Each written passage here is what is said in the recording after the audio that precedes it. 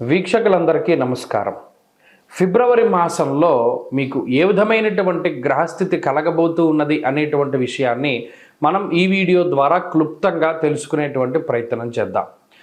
జనవరి నెలలో సంక్రమించినట్టే ఫిబ్రవరి మాసంలో కూడా పంచగ్రహ కూటమి, షడ్గ్రహ కూటమి సంభవించడానికి కూడా అవకాశం ఉన్నది. అయితే ఈసారి మకరంలో కాకుండా కుంభరాశి యందు ఈ పంచగ్రహ కూటములు ఇవన్నీ కూడా ఏర్పడబోతూ ఉన్నాయి. అలాగే ఫిబ్రవరి మాసంలో ఉండేటువంటి గ్రహస్థితిని గనక మనం ఒక్కసారి గమనిస్తే మిథున రాశి యందు గురుడు సంచరిస్తూ ఉన్నారు.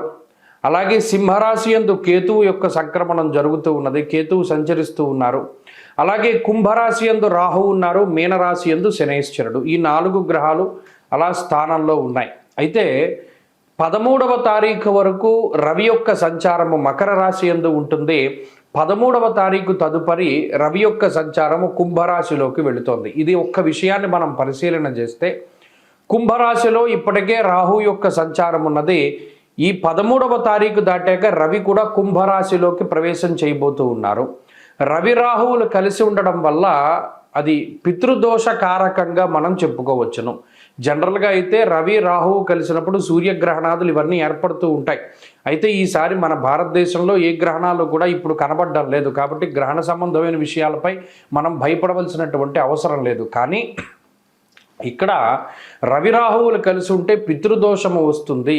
ఈ 13వ తారీఖు తదుపరి ఫిబ్రవరి మాసంలో ఎవరైతే జన్మించబోతూ ఉన్నారో ఆ శిశువుల పైన ప్రభావం పడుతుంది. అందువల్ల ఎవరైనా ఫిబ్రవరి మాసంలో ఏదైనా సిజేరియన్ ముహూర్తాలు వీటి గురించి అడిగేటువంటి వాళ్ళు చాలామంది ఉంటారు. వాళ్ళకి సూచనప్రాయంగా ఒక మాట ఏమిటి అంటే 13వ తారీఖు లోపులో వీలుంటే కొంచెం పరిస్థితులు అవి సానుకూలంగా ఉంటే ఈ సిజేరియన్ అవి కూడా ముహూర్తాలు మీరు చేసుకోవచ్చును. 13 దాటిన తర్వాత రవి రాహువుల యొక్క కలయిక వల్ల పితృదోషం అనేటువంటిది ఏర్పడుతూ ఉన్నది. అలాగే ఈ పంచగ్రహ కూటములు, దేశారిష్ట యోగములు ఇవన్నీ ఏర్పడుతున్నాయి కాబట్టి అది కొంత జాతకం మీద ప్రభావాన్ని చూపెడుతుంది. కాబట్టి ఆ విషయాన్ని దృష్టిలో పెట్టుకోవాలి. మరీ కాంప్లికేట్ అయిపోతే మాత్రం అంటే ఈ లోపులోనే చేసేసుకోమని కాదు. ఏమన్నా అవకాశం ఉంటే మీకు అవకాశం ఉంటే 13 లోపులో ఈ సిజేరియన్లు ఇవన్నీ కూడా చేయించుకోవడం ద్వారా పితృదోషాదులు రాకుండా ఉంటాయి. ఇది ఒక ప్రధానమైన విషయం. ఇది మీ ఆరోగ్యాన్ని బట్టి ముందుకు వెళ్ళండి, దీంట్లో ఇబ్బంది ఏం లేదు. ఇంకొకటి ఏంటి అంటే శుక్రబుధులు కూడా కుంభరాశి అందే సంచరించబోతూ ఉన్నారు. అంటే ఇక్కడ 4 గ్రహాలు, రాహుగ్రహము, రవిగ్రహము, శుక్రగ్రహము, బుధగ్రహము, వీటితోటి చంద్రుడు కలిసిన లేదా ఈ మాసం చివరిలోనే కుజుడు కూడా కుంభంలోకి వెళ్ళబోతూ ఉన్నారు. ఈ 5 గ్రహాలు వెరసి చంద్రుడితోటి కలిపి షడ్గ్రహ కూటమి కుంభరాశిలో ఏర్పడబోతూ ఉన్నది. కాబట్టి ఈ గ్రహస్థితి వల్ల ఈ మాసంలో అటు దేశకాలమాన పరిస్థితులు ఎక్కువగా ప్రభావితం చెందబోతూ ఉన్నాయి. దేశారిష్ట యోగం అనేటువంటిది పట్టబోతూ ఉన్నది. ఎందుకంటే అటు కుజరాహువుల యొక్క కలయిక, అలాగే రవి రాహువుల యొక్క కలయిక ఇవన్నీ కూడా దేశారిష్ట యోగాలుగా చెప్పబడ్డాయి.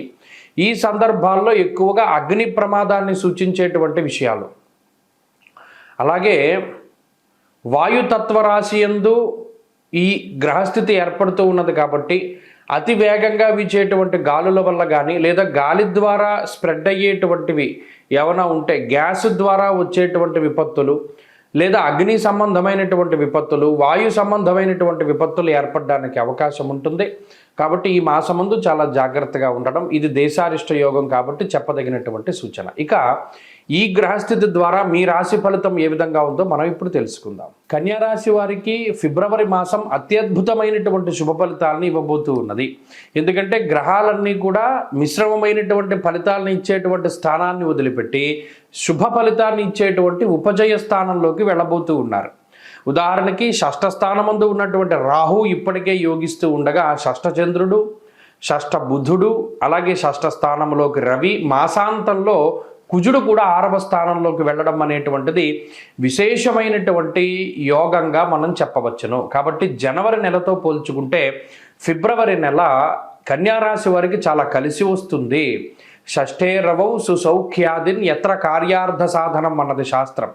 అలాగే దాదాపుగా ఒక అర్ధ సంవత్సరం తర్వాత అంటే ఒక 5-6 నెలల తర్వాత కుజుడు యోగిస్తూ ఉన్నటువంటి పరిస్థితులు, 6వ స్థానమందు రవి కానీ 6వ స్థానమందు కుజుడు కానీ 6వ స్థానమందు రాహువు కానీ ఎప్పుడైతే మీకు ఉంటారో వారు చాలా అనుకూలమైనటువంటి ఫలితాన్ని, ముఖ్యంగా రోగ బాధల్ని నివారించగలుగుతారు. ఏదైనా అనారోగ్య సమస్యలు ఉన్నా లేదా ఏదైనా హెల్త్ పరంగా చాలా ఇబ్బందికరమైనటువంటి పరిస్థితులు ఉంటే వాటిని అధిగమించగలిగేటువంటి శక్తిని ఇస్తారు. 2, రుణ బాధల నుండి బయటపడేలా చేస్తారు. అంటే ఏదైనా పలానా వస్తువు తాకట్టు పెట్టాం, ఏదైనా గోల్డ్ లోన్ తెచ్చుకున్నాం, గతంలో అవసరం అయ్యి దాన్ని తీర్చగలుగుతారు. ఎవరికోదేమో వారు తిరిగి మీరు చెల్లించగలుగుతారు. లేదు సకాలంలో మీరు వడ్డీలు కట్టగలుగుతారు, సకాలంలో మీరు అప్పులు తీర్చగలుగుతారు. మీ మాట పోకుండా చక్కగా మీరు తీసుకున్నటువంటి రుణాన్ని మీరు మాఫీ చేసుకోవడం కానీ లేదా సకాలంలో వారికి డబ్బు చెల్లించడం కానీ ఇవన్నీ కూడా జరుగుతూ ఉంటాయి. అలాగే కోర్టు కేసులకు సంబంధించినటువంటివి కొంచెం మీకు పాజిటివ్గా రిజల్ట్ రావడానికి అవకాశం ఉంటుంది.